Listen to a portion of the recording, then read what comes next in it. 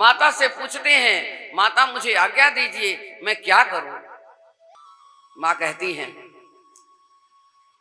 आप मेरे पुत्र नहीं हैं, स्वयं श्री नारायण हरि विष्णु हैं, हम आपको आज्ञा देने वाली कौन है? हे प्रभु, मेरे बच्चे बहुत दुखी हैं। अब ये तो देवता और मनुष्य सभी की बात है कि माँ की पीड़ा बच्चे के लिए बहुत ज्यादा होती है। बच्चा अगर दुखी है तो माँ अत्यंत दुखी हो जाती है। क्या करें? तो जाकर के किसी तरह से जो कंदराओं में मेरे बालक छुपे हुए हैं, हमारे बच्चे को किसी तरह से बाहर ले आए और उनका जो राजपाट है उनको दिलवाइए। हैं दोनों सौतन, लेकिन सबका विषय भोग अलग है, खान पीन अलग है। तो एक ही गर्भ में 4 बच्चे होते हैं, चारों की किस्मत अलग होती है, क्योंकि जैसा जिसका कर्म होता वैसी आत्मा गर्भ में आती है। जो हम करके आए हैं कर्म के अनुसार मुझे पुत्र, मुझे पुत्री, वधू, परिवार, सखी, सहेली, सखा सब मिलते हैं। कहते हैं मां, बहुत दुख आपने उठा लिया, अब हम आपको दुख नहीं उठाने देंगे। जैसे आप कहेंगी मैं वही काम करूंगा जिसके लिए मैं अवतार लिया हूं। वास्तव में आपके बालक बहुत दुखी हैं, इसीलिए उनको बचाने के लिए हम अवतरित हुए हैं। तो अब क्या करते हैं वामन भगवान जी? वामन भगवान जी एक राजा बलि जहां यज्ञ करता है उस आश्रम में जाकर के राजा बलि यज्ञ करते हैं, और वहां पर वामन भगवान जी कहते हैं कि अब तो मैं जिस काम के लिए आया हूं उसको देर क्या, हमें देर नहीं करना चाहिए माते। कश्यप ऋषि कहते हैं, नारायण जैसी आपकी इच्छा, मुझे तो कोई फर्क नहीं पड़ता जब आप मेरे साथ में हैं, लेकिन ये माँ है तो माँ का दुख तो आपको निवारण करना ही पड़ेगा। राजा बलि के यहां परीक्षा लेने चले गए। हाथ में शंख है, एक हाथ में कमंडल है और ऊपर से छतरी लगाए। चतुर्भुज अवतार में उन्होंने अवतार लिया था, लेकिन जब राजा बलि के यहां जाने लगे तो वो 2 हाथों को अपने हटा दिए, सिर्फ 2 हाथ था, एक में कमंडल और एक में छतरी। भगवान जब अवतरित हुए तो चतुर्भुज रूप में अवतरित हुए थे, लेकिन कोई समझ न ले, इसलिए बिल्कुल बालक वात्सल्य रूप सुंदर सा रूप धारण करके एक बटुक बन करके बटुक जी बन गए। बटुक भगवान कितने सुंदर, एक छतरी, छोटा सा बच्चा, वामन अंगुल का, हाथ में कमंडल हो तो देखने वाले लोग भी प्रसन्न हो जाएंगे। देखो किसका बालक कितना सुंदर, साक्षात नारायण थे वो तो। चल दिए, आश्रम में आते हैं, भृगु का आश्रम था, वहां पर तप करे, वहां पर राजा बलि यज्ञ किया था, वहां गए। जाकर के ऐसे गेट पर खड़े हो जाते हैं और खड़े होकर के वहां से कुछ नहीं कहते हैं, बस उनको देख करके जो उनके अनुचर थे, जो सेनापति थे राजा बलि की, वो जा करके कहते हैं कि उनको बता दो कि एक ब्राह्मण है भिक्षा लेने, भिक्षाम देहि, भिक्षाम देहि। भिक्षाम देहि का नाम लेते हैं। उस सुंदर बालक को देख करके सेनापति अंदर जाकर के कहते हैं कि प्रभु, एक बहुत सुंदर बालक दरवाजे पे आश्रम के गेट पर खड़े हैं और वो कहते हैं हम कुछ भिक्षा लेने आए हैं, अगर राजा बलि हैं तो उनसे कह दो मैं कुछ मांगने आया हूं।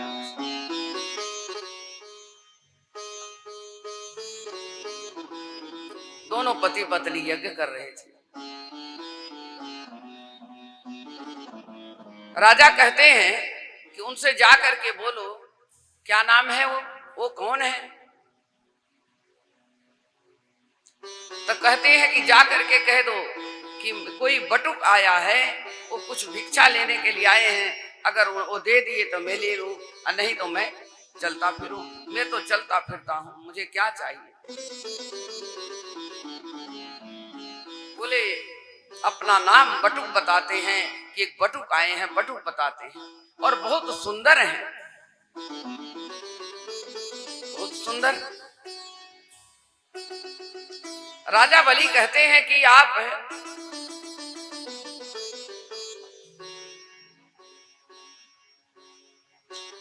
राजा बलि कहने लगे कि उनको बुलाओ, जो बटुक आए हैं उनको बुलाओ। तो यज्ञ कर रहे थे, आश्रम का गेट खुला हुआ था, आगे आगे बटुक जी भगवान आ रहे हैं। अभी किसी को नहीं पता है कि ये भगवान है कि ये कौन है। आगे आगे कमंडल लेके, छतरी लेके चल रहे हैं, पीछे पीछे सेनापति चल रहे हैं। राजा बलि दूर से ही देख लिए। राजा बलि की दृष्टि पड़ती है तो देखते हैं, कहते हैं इतना सुंदर भिक्षुक जीवन में मैंने कभी देखा ही नहीं।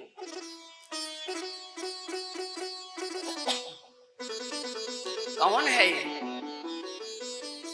अब राजा बलि के गुरु कौन थे? शुक्राचार्य जी थे। दैत्यों के गुरु तो शुक्राचार्य थे। इतना सुंदर बटुक कौन है? बुलाइए, इनको आसन दीजिए, बैठाइए। बटुक आ जाते हैं भगवान वामन जी। किसी को पता नहीं कि साक्षात विष्णु स्वरूप है। बोलिए आइए, आसन लगाइए। ब्राह्मण हैं आप और ऐसे समय पे आए हैं, यज्ञ के टाइम पर आप भिक्षा लेने आए हैं। कहिए आपको क्या तकलीफ है? आपके माता पिता कहाँ हैं? बोले मैं तो संसार में अकेला ही आया हूं और मेरे माता पिता तो है नहीं कोई। बोले अकेले आए हैं? बस मैं निकल गया आपकी यज्ञ को देख करके कि ऐसे चलूं तो हम आपसे कुछ भिक्षा ले लें। इतने में आसन लगाते हैं, आसन लगा करके चरण धोते हैं राजा बलि, और चरण धो के ब्राह्मण को तिलक लगाते हैं और उनको तिलक लगा करके आसन बैठा देते हैं। बैठ जाते हैं। कहते हैं राजा बलि तुम बहुत बड़े दानी हो और हम तुम्हारे यहाँ कुछ दान मांगने आए हैं। कोई बात नहीं, आपको क्या चाहिए? बोले मुझे कुछ नहीं चाहिए, मुझे तो सिर्फ 3 पग जमीन चाहिए। 3 पग जमीन। बोले राजा बलि के यहाँ दान मांगने वाला सिर्फ 3 पग जमीन? आप कुछ और मांगते तो मैं आपको कुछ और दे देता। मेरे पास भगवान ने तो बहुत कुछ दिया है, पर ये 3 पग जमीन क्या करोगे? मैं आपको राजपाट दे दूंगा, आपको पूरा गांव बसा दूंगा। आप मुझे बहुत सुंदर लग रहे हैं, बहुत अच्छे लग रहे हैं, आपने क्या मांगा मुझसे? भगवान कहते हैं मुझे सिर्फ 3 पग जमीन चाहिए राजा बलि, बाकी मुझे कुछ नहीं चाहिए।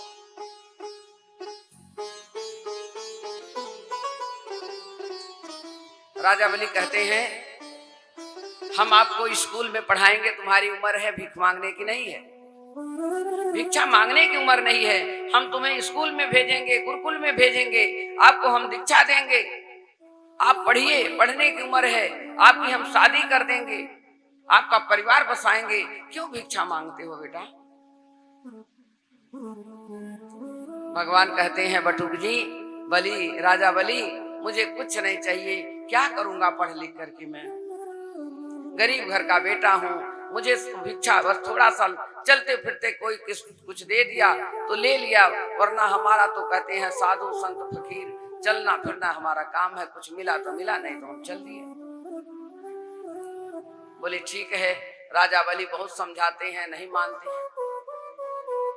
मुझे तो सिर्फ 3 पग जमीन चाहिए, सिर्फ 3 पग धरती।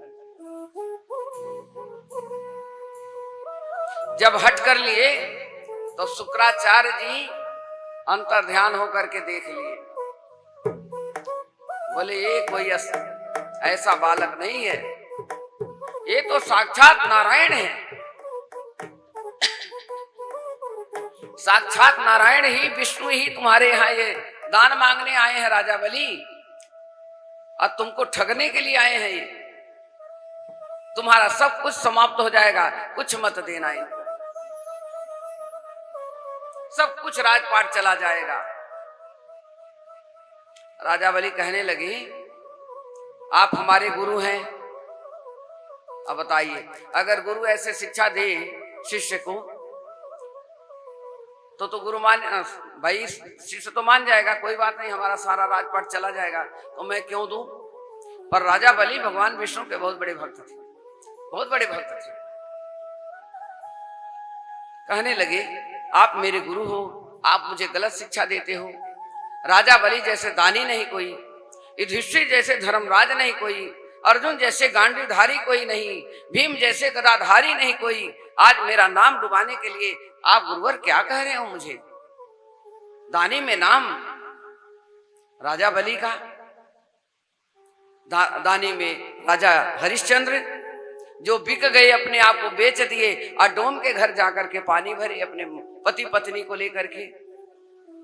रोहित पुत्र मर गया, लेकिन वहां भी कर उन्होंने चुकाया, साड़ी का पल्लू फाड़ करके उनकी पत्नी ने कर दिया और वही पुत्र मरा हुआ था। ऐसे ऐसे धर्मराज, ऐसे ऐसे धर्म युधिष्ठिर पैदा हुए। तो आप मेरा नाम कैसे, मैं क्या कहूंगा। मेरे दरवाजे पर कोई भिक्षुक बन करके, और वो भी श्री नारायण हरि, जिसकी मैं रात दिन पूजा करता हूं। थोड़ी देर के लिए आप सभी लोग लाइव में रुक जाएं, सबके पास सब कुछ आएगा। जब भजन चलेगी तो आप सभी लोग जो चढ़ाना हो चढ़ाएं। मेरी कथा में नहीं, फिर मन वहां चला जाता है। मैं अब सभी से निवेदन करती हूँ, प्रार्थना है ये मेरी। अब इतने में अब क्या होता है, नहीं मानते हैं राजा बलि, तो भगवान कहते हैं देखिए मैं ऐसे तो मानूंगा नहीं, अगर आपको दान देना है, नहीं देना है तो मैं तो चलूं, मैं तो नहीं रुकने वाला। और दान अगर देना है तो संकल्प करिए, संकल्पित हो करके दान देंगे तो मैं दान लूंगा, वरना मैं दान नहीं लेने वाला। संकल्प करने के लिए तैयार हो गए। राजा बलि, अगर आप दान देना चाहते हो तो पहले संकल्प लीजिए। संकल्प जैसे ही होता है, और जैसे हस्त में जरा सा, ये जो टोटी वाला लोटा है ना, इस टोटी वाले लोटे को ही पानी जल ले करके, यही पूजा में माननीय होता है।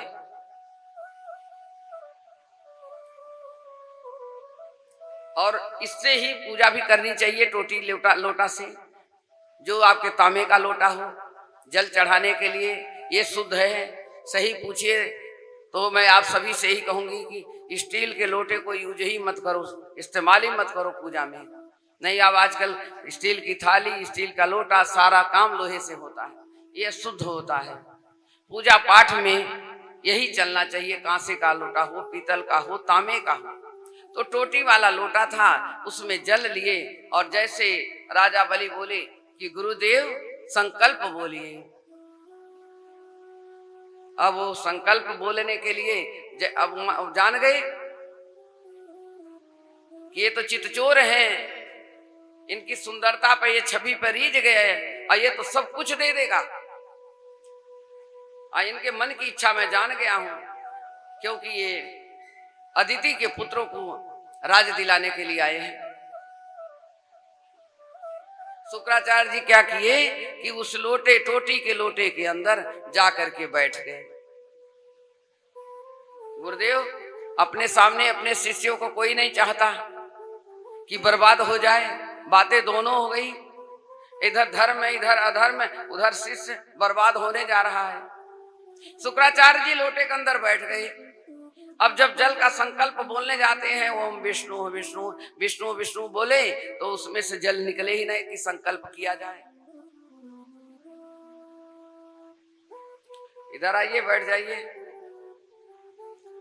तो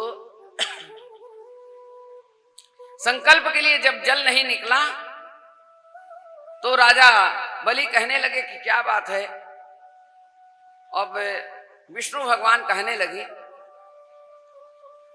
कि जल तो निकल नहीं रहा है। विष्णु भगवान जान गए, शुक्राचार्य जी सूक्ष्म रूप में आकर के बैठ गए हैं, मसा के बराबर गए, बैठ गए, पानी निकलेगा, जल कहां से आएगा। जल रुक गया। भगवान कहने लगे, देखो राजा बलि, जब तक संकल्प नहीं होगा मैं ले नहीं सकता दान। कभी भी दान हम क्यों कहते हैं आप लोगों को? देखिए, गुरु पुरोहित कभी भी ये नहीं चाहता कि आप कोई भी धन दे तो बिना संकल्प। आप संकल्प करके अगर कोई भी कार्य करें तो आपको सब मिलता है। इसलिए मैं बार बार संकल्प कराती हूँ। कोई कुछ भी धन देता है, कोई कार्य में, कोई भागवत पुराण जो भी कार्य में होता है, तो मैं तुरंत यही कहती हूँ कि संकल्प। अब जब आपने संकल्प कर दिया तो धन आपके ऊपर फाइल में दर्ज हो गई, भगवान विष्णु के खाते में। पूजा भी करें तो संकल्प नहीं याद है तो भगवान को संकल्पित करके जल छोड़ के पूजा करिए, वो भी प्रभु को मिलता है। वो आपका खाता पूरा चलता है, बिना संकल्प की पूजा नहीं मिलती। बहुत बहुत कारण होता है हर चीज का। भगवान जी क्या किए? बोले, ठहरो राजा बलि, मुझे लगता है कोई तिनका फंस गया है और इस तिनके को मैं निकाल देता हूं। एक पतला सा तिनका लेते हैं लकड़ी का, वहीं यज्ञ का रखा हुआ, और उसी को उठाते हैं और उस टोटी के अंदर डालते हैं। जैसे उन्होंने तिनका डाला है वैसे बस एक आंख शुक्राचार्य जी की फूट गई। तभी से शुक्राचार्य नाम पड़ा है। एक आंख सुखदेव हो गए। शुक्राचार्य जी की एक आंख रंध गई और उसके बाद जब जल लेने लगे तो जल से रक्त निकलने लगा। बोले, ओहो, हम तो दान नहीं ले सकते, ये जल से संकल्प नहीं हो सकता।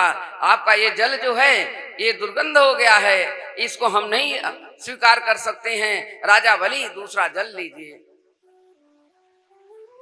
बोले, प्रभु ये कैसे हुआ? भगवान कहने लगे, हो सकता है कोई जीव फंस गया, नहीं बताए। शुक्राचार्य जी घुस गए हैं उसके अंदर। दोनों जनी आपस में सब कुछ हो रहा है। वो विकल्प हो गए बेचैन, मेरा शिष्य जाने वाला है। ये संकल्प कराना चाह रहे हैं कि संकल्प हो जाएगा तो ये दानी है, ये कभी हट नहीं सकता। संकल्प का मतलब यही होता है। अगर आप कोई चीज संकल्प कर दिए कि हमें ये दान देना है, आप न दें तो आप बहुत बड़े दोषी माने जाएंगे। दूसरा जल लेते हैं, राजा बलि संकल्प करवाते हैं और 3 पग जमीन सिर्फ मांगते हैं। बोले, प्रभु 3 पग जमीन क्यों संकल्प कराते हैं? मुझे लज्जित मत करो। कोई बात नहीं, आप कर दीजिए, मुझे बस इतना ही चाहिए, ज्यादा नहीं चाहिए मुझे। संकल्प होते ही 1 पग में भगवान यहां से लेकर के ब्रह्मलोक तक एकदम नाप कर लिए। अब दूसरे पग को कहां रखे? सारा ब्रह्मांड उन्होंने नाप लिया। सारे ब्रह्मांड जब नाप लिए, दूसरा पग कहां रखा जाए? तो कहने लगे, प्रभु अब तो मेरे पास कुछ नहीं रह गया है। दोनों पति पत्नी, पत्नी भी बड़ी धार्मिक थी उनकी, कहने लगी, आपने संकल्प लीजिए, भगवान नारायण आए हैं, हम जो कुछ भी होगा हम बेशक बर्बाद हो जाएं, पर आप संकल्प करिए। वो भी बड़ी धार्मिक थी, साथ में चलने वाली पत्नी, सहभागिनी। दूसरा पैर बोले, राजा बलि अब कहां रखूं? एक ही पग में तो सारा ब्रह्मांड हमने ले लिया, तो अब दूसरा पग कहां हम रखें? तो राजा बलि कहते हैं कि प्रभु हमारे पास कुछ नहीं है। हम पति पत्नी, पत्नी क्या करती है? कहती है, प्रभु ये शरीर भी तो हमारा नहीं है, धन भी हमारा नहीं, तन भी हमारा नहीं, तो हमारे ही पीठ पर एक पैर रख दीजिए आप लोग। आप दोनों पति पत्नी सिर नीचे करके घुटना टेक के बैठ जाते हैं और राजा भगवान वामन जी उनका एक पैर उन्हीं के दोनों पति पत्नी के ऊपर रख दिए।